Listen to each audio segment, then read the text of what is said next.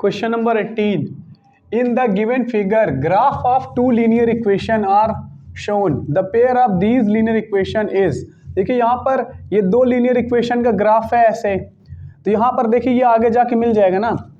पहला ऑप्शन क्या है? Consistent with unique solution. Consistent का मतलब होता है कि दोनों लाइन जो है एक दूसरे को काट रही हूँ या टच कर रही हूँ, तो तभी कंसिस्टेंट का यही मतलब होता है कि दो लाइन एक दूसरे को छू रही हैं या टच कर रही हैं, कट कर रही हैं। तब मतलब जब दोनों लाइन एक दूसरे को छुएंगी या कट करेंगी तब उसमें सोल्यूशन भी होंगे, उसे कंसिस्टेंट बोलते हैं।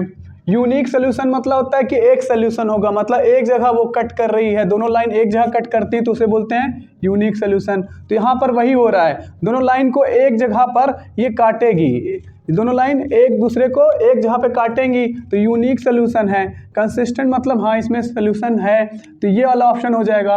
Consistent with infinite many solution. Infinite many solution इस वजह से नहीं हो सकता क्योंकि जब दोनों लाइन कॉन्साइड कर जाती, दोनों लाइन एक ऊपर एक हो जाती हैं, तब इन्फिनाइट मेनी सोल्यूशन होते हैं और कंसिस्टेंट भी रहता है। इनकंसिस्टेंट मतलब होता है कोई भी सोल्यूशन ना होना। अगर दोनों लाइन पैरेलल रहती, अगर दोनों लाइन पैरेलल रहती हैं ऐसे, तब इसमें कोई भी सोल्यूशन ना होता है क्योंकि दोनों लाइन एक दूसरे को कहीं कट ही नहीं कर रही, ना टच कर रही हैं, तब इनकंसिस्टेंट हो जाता। लेकिन ये दोनों लाइन आगे जाके कट कर देंगी ना, तो इस वजह से ये फर्स्ट ऑप्शन होगा।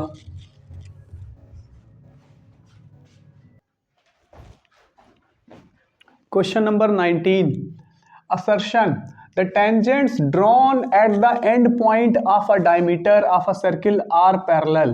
तो ये एक सर्किल है, डायमीटर ले लेते हैं, ये डायमीटर सेंटर से पास कर रहा है डायमीटर, ये एंड पॉइंट हो जाएगा, ये एक डायमीटर का एंड पॉइंट, एक ये डायमीटर का एंड पॉइंट।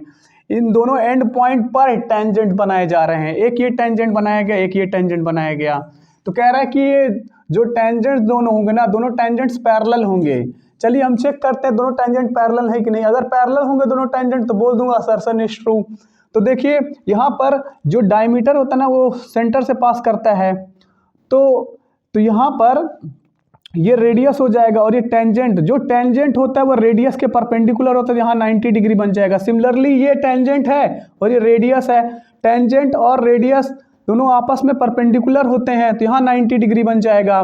तो अब देखिए यहाँ पर गौर से देखिए, ये एंगल और ये एंगल बराबर हो गए ना, तब ये लाइन पैरेलल हो जाएगी। क्यों? ऑल्टरनेट एंगल से, कि हमने पढ़ रखा है कि अगर देखिए हमने अल्टरनेट एंगल प्रॉपर्टी पढ़ा है कि अगर ये दोनों लाइन पैरेलल होती हैं और ये दोनों ट्रांसवर्सल लाइन, ये ट्रांसवर्सल लाइन है, तब ये दोनों एंगल इक्वल हो जाते हैं। हमने क्या पढ़ रखा है कि अगर दोनों लाइन पैरेलल है और ये ट्रांसवर्सल लाइन है जो इन दोनों लाइन को काट रही है, तब ये दोनों एंगल जो बनेंगे, दोनों एंगल बराबर होंगे। अगर दोनों लाइन पैरेलल होगी तो दोनों एंगल बराबर होंगे।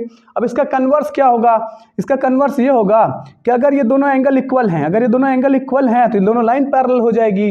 इसका कन्वर्स ये होगा कि अगर ये दोनों एंगल इक्वल है, दोनों एंगल इक्वल हैं, दोनों लाइन भी पैरेलल हो जाएगी। तो यहाँ पर वही तो है, दोनों एंगल इक्वल हैं तो दोनों लाइन पैरेलल हो जाएगी क्योंकि ये ट्रांसवर्सल है, तो इस वजह से दोनों एंगल इक्वल हैं, तो by converse of alternate angle property दोनों लाइन पैरेलल हो जाएंगी। तो ये पैरेलल है तो मतलब असर्शन ट्रू हो जाएगा। रीजन क्या बोल रहा है? रीजन बोल रहा है diameter of a circle is the longest chord. हाँ, तो रीजन भी सही कह रहा है क्योंकि डायमीटर जो है ना सर्किल का सबसे लंबा वाला कॉर्ड होता है। डायमीटर जो होता है सर्किल का सबसे लंबा कॉर्ड होता है। जैसे देखिए ये सेंटर है, ये डायमीटर हो गया, ये डायमीटर है ना। देखिए ये कॉर्ड, ये कॉर्ड, ये कॉर्ड, ये कॉर्ड, सबसे लंबा कॉर्ड कौन होगा? डायमीटर ही तो होगा। तो ये रीजन भी ट्रू है, लेकिन जो रीजन है ना एक्सप्लेन नहीं कर रहा है असर्शन को। रीजन जो है ना करेक्टली एक्सप्लेन नहीं कर रहा असर्शन को। तो रीजन को ऐसे एक्सप्लेन करना चाहिए था कि यहाँ पर ये टेंजेंट और रेडियस परपेंडिकुलर होते, यहाँ 90 हो गया, ये टेंजेंट ये रेडियस दोनों परपेंडिकुलर, यहाँ 90 हो गया। तो ये by converse of alternate angle property की वजह से दोनों लाइन पैरेलल हुई हैं, इनको ये रीजन देना चाहिए था। तो ये असर्शन भी ट्रू है, रीजन भी ट्रू है, लेकिन रीजन करेक्ट एक्सप्लेनेशन असर्शन का नहीं है।